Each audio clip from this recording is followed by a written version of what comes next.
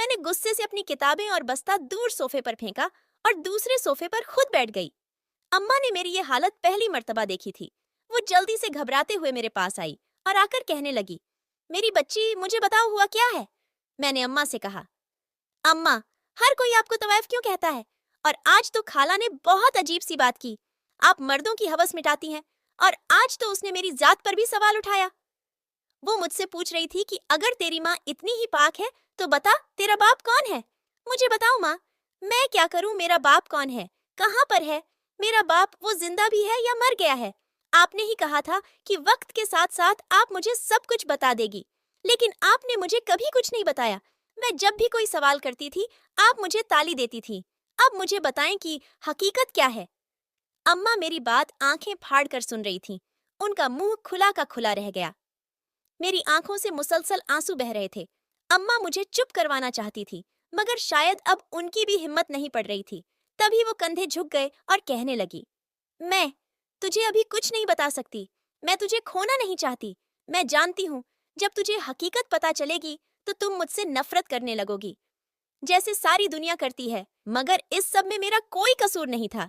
हाँ, सिर्फ मेरा इतना गुनाह था कि मैंने अपने माँ बाप की बात नहीं मानी थी। उनसे झूठ बोलकर, उनसे छुपाकर मैंने एक बहुत बड़ा गुनाह कर दिया था, जिसकी सजा मुझे सारी जिंदगी भुगतनी थी, और मैं अभी तक भुगत रही हूँ। मगर मैं चाहती हूँ कि तुम ऐसी जिंदगी ना गुजारो, तभी तुझे बार बार हर बात से मना करती हूँ। मैंने अम्मा से कहा, अम्मा कैसा होना? अब तो मुझे तजासुस होने लगा था कि आखिर अम्मा ने ऐसा किया है जिसकी सजा वो भुगत रही थी। वो लोग उनको इस तरह की बातें क्यों करते हैं? अम्मा ने कहा कि अभी तेरी उम्र छोटी है, मैं तेरे दिमाग पर बोझ नहीं डाल सकती। तेरी शादी बहुत अच्छे घराने में करना चाहती हूँ, फिर मैं तुझे सारा बाकी का वाकया बताऊंगी। मैंने अम्मा से कह दिया था कि अम्मा कुछ भी हो जाए, मैं हकीकत का जब तक पता नहीं लगा लेती तब तक मैं पढ़ने नहीं जाऊंगी। अम्मा मेरी बात पर एकदम परेशान हो गई और कहने लगी, ये कैसी बेवकूफी है? ये कैसी बात कर रही हो? अम्मा से कहने लगी, अम्मा, जब तक तुम मुझे हकीकत नहीं बताओगी तब तक एड दुनिया चुप नहीं करेगी। अम्मा के आंसू बहने लगे और कहने लगी, काश मैं तुझे सब हकीकत बता सकती।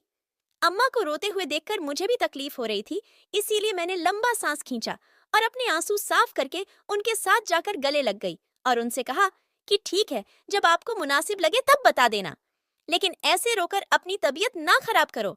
अम्मा हमेशा मुझे एक बात कहती कि जिस रोज मैं मर जाऊंगी उस रोज मेरा जनाजा कोई नहीं उठाएगा, लेकिन किसी तरह तुम मुझे कब्रिस्तान छोड़ देना। रात 12 के बाद मेरा खुद ही जनाजा पढ़ा दिया जाएगा। मुझे हमेशा अम्मा की बात पर हैरानगी होती और उनसे मैं कहती, अम्मा, अव्वल तो ऐसी बातें ना किया करो। अगर ऐसी बातें करती हो तो मुझे वजह बताओ। तुम ऐसा क्यों कहती हो? और तुम्हें कैसे यकीन है कि कोई तुम्हारा जनाजा पढ़ाएगा? अम्मा आगे से मुस्कुरा देती और कहती, जो मुझे नजर आ रहा है मैं तुम्हें वही बताऊंगी। मैं अक्सर अम्मा से कहती कि अम्मा, हम ये जगह छोड़कर कहीं और चले जाते हैं, कहीं और जाकर घर बना लेते हैं। अम्मा बोलती, ये घर छोड़कर हम कहाँ जाएंगे? मेरे पास तो कोई ठिकाना भी नहीं है। लेकिन अब आधी जिंदगी तो गुजर ही चुकी थी, इसीलिए अम्मा यहाँ से कहीं नहीं जाना चाहती थी। मगर अम्मा मुझे हकीकत भी तो नहीं बताती थी, ताकि मुझे उस जगह पर रहने में आसानी हो। तो उसके बाद हकीकत में मेरा मोहब्बत से भरोसा ही उठ गया। जब अम्मा ने बताया कि वह भी अपनी जवानी में किसी लड़के से मोहब्बत करती थी, उसकी अम्मा ने उसे बहुत समझाया। नामे हराम की मोहब्बत रुस्वा कर देती है।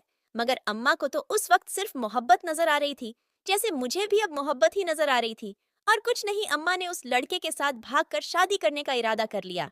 उसे लड़के ने भी अम्मा को काफी बहलाया, उनका सारा जेवर लेकर फरार हो गया। अम्मा तन्हा रह गई, घर से भी भाग चुकी थी। कहाँ जाती जब उस लड़के ने अम्मा का सारा जेवर लिया और अम्मा के साथ जाती की। इसके बाद उनको एक तवाइफ खाने में छोड़ दिया, वहां पर भेज दिया और अम्मा के बदले कुछ पैसे लेकर वहां से फरार हो गया। उसके जाने के 2 हफ्ते बाद ही फिर किसी शफीक इंसान ने अम्मा को वहां से खरीद लिया और उनको आजादी दिलवा दी। शायद अम्मा को अल्लाह ने माफ कर दिया था। जिस तरह वह रो रो कर माफी मांगती थी, शायद खुदा को अम्मा पर तरस आ गया था। मगर वहां से निकलकर आने के बाद अम्मा की जिंदगी ज्यादा मुश्किल हो गई। तरह तरह के लोगों के सवालात के जवाब देने पड़ते। अम्मा अब्बा के पास आ गई। मेरे नाना नानी बहुत बूढ़े हो चुके थे, तभी उन्होंने अम्मा को माफ कर दिया और अपने साथ रख लिया। अम्मा के हाथ में जब उन्होंने एक बेटी देखी तो उन्हें उस बच्ची पर तरस आया। वो बच्ची कोई और नहीं थी, मैं थी। अम्मा ने नाना नानी से माफी मांगी, लेकिन लोगों की बातों ने नाना नानी को जीने के काबिल नहीं छोड़ा। इसलिए वह ये सब बर्दाश्त ना कर सके और इस दुनिया से रुखसत हो गए। बाद में अम्मा मुझे पालने लगी और लोगों की बातें भी सुनी, मगर मुझे कभी तन्हा नहीं किया। मुझ पर हर वक्त नजर रखती थी, ताकि उनके साथ जो हुआ कहीं वो मेरे साथ ना हो जाए, जिस पर मेरी अम्मा थी। लेकिन खुदा किसी किसी को आजमाइश के लिए चुनता है। मेरी अम्मा ने जो आजमाइश काटी, खुदा ने उसके बदले में मुझे सुकून अता कर दिया। मैंने अम्मा से वादा किया कि वो जहाँ कहेंगी मैं वहीं शादी करूंगी। इसके अलावा मैं कुछ नहीं करूंगी। मैंने अपनी पढ़ाई छोड़ दी और घर बैठकर इम्तिहान की तैयारी करने लगी। अम्मा से वादा कर रखा था।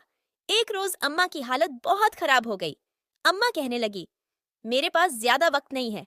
अम्मा को एक बहुत बुरी बीमारी लग गई थी। वो बीमारी तो दरअसल पहले की थी, मगर अब उसने अपने असरात दिखाना शुरू कर दिए थे। आहिस्ता आहिस्ता अम्मा बिस्तर पर आ गई। मैं हर वक्त उनके पास रहती, उनकी खिदमत करती और रोती रहती, और उनसे कहती, अम्मा मुझे तन्हा करके ना छोड़कर जाना। एक रोज मैं अम्मा के सिरहाने ही लेटी हुई थी, जब अचानक अम्मा की अजीबो गरीब आवाजों से मेरी आंख खुली। मैं जैसे ही उठकर बैठी तो अम्मा की जुबान होठों से बाहर थी और आंखें उल्टी हो चुकी थीं। मैं छड़कर अम्मा को पुकारने लगी, मगर अम्मा ने आवाज ना दी। अम्मा इस दुनिया से जा चुकी थी, और अम्मा का इस दुनिया से जाना मेरी तो जिंदगी हिलाकर रख दिया। सब मोहल्ले वालों को खबर हो गई, मगर कोई अम्मा के चेहरे को भी देखने नहीं आया। फिर मैं एक फकीर की मदद से अम्मा को कब्रिस्तान ले गई, जैसे अम्मा ने मुझे कहा था। मेरे तवाइफ माँ का इंतकाल हुआ तो कोई भी जनाजा पढ़ने को तैयार नहीं था, लेकिन अचानक ही मुझे माँ की बात याद आई। मेरी मैयत को रात के 12 बजे कब्रिस्तान ले जाना, जनाजा पढ़ने वाले खुद ही आ जाएंगे। अब मैं एक आदमी की मदद से अपनी माँ की मैयत को उठाकर कब्रिस्तान ले गई।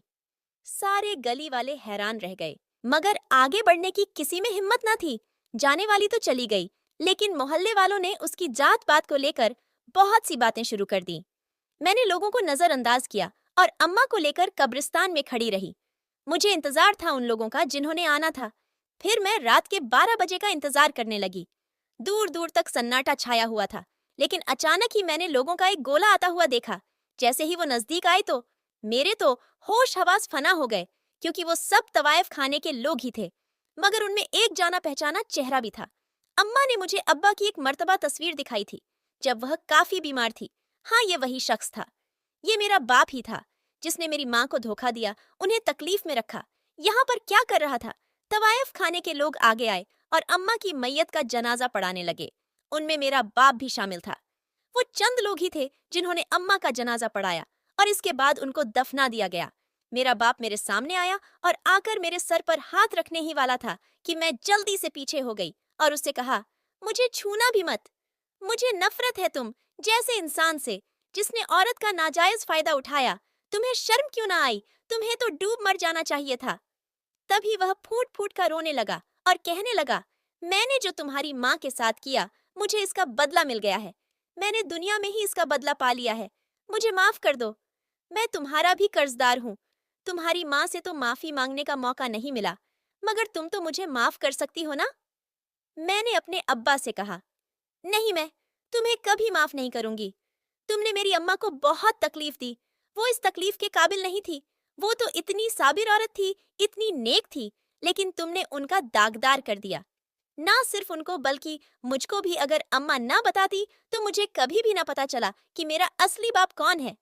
आखिर क्यों किया तुमने ऐसा? मैंने क्या बिगाड़ा था तुम्हारा? मेरी माँ ने तुम्हारा क्या बिगाड़ा था? या तुम हकीकत नहीं जानते थे कि तुमने घटिया हरकत की है? इसके बाद उसका अंजाम क्या हो सकता है? मैं उसकी बातों पर बातें सुना रही थी। वह खामोशी से मेरी बातें सुनता जा रहा था। मैंने उसे कह दिया, आज के बाद मेरे सामने मत आना, वरना मैं नहीं जानती बाद में तुम्हारे साथ क्या सलूक करूंगी। इतना कहकर मैं कब्रिस्तान से निकल आई। रो रो कर मेरा बुरा हाल हो चुका था। मैं अपने घर आई और घुटनों में सर रखकर रोने लगी। अम्मा का जाना मुझे अकेला कर गया था। मैं जानती थी कि मुझे अब अपने ही बलबूते पर जीना है। मैंने उसी रोज फैसला कर लिया कि मैं शादी ही नहीं करूंगी। किसी मर्द पर तो भरोसा किसी सूरत नहीं करूंगी। मैंने अपनी मोहब्बत को ही अधूरा छोड़ दिया। मैंने अच्छी नौकरी शुरू कर दी, जिसमें मुझे बहुत मुनाफा हुआ। आहिस्ता आहिस्ता मैंने इज्जत कमाना शुरू कर दी, और फिर बेशक रब की जात इज्जत देने वाली है। میری ماں ساری زندگی عزت کے لیے ترس گئی، مگر خدا کا شکر تھا کہ اس رب نے میرے لیے عزت رکھی تھی۔ میں جس جگہ کام کرتی، وہاں میرے آس پاس کے لوگ میری بہت عزت کرتے تھے۔ اب تو محلے والے بھی مجھ سے اچھے سے سلام دعا لینے لگے۔ اب کسی کو کوئی فرق نہیں پڑتا تھا کہ میں کس کی بیٹی ہوں۔ وجہ صرف میرا کاروبار تھا، میرا کام تھا، جس نے میری شخصیت ہی بدل دی۔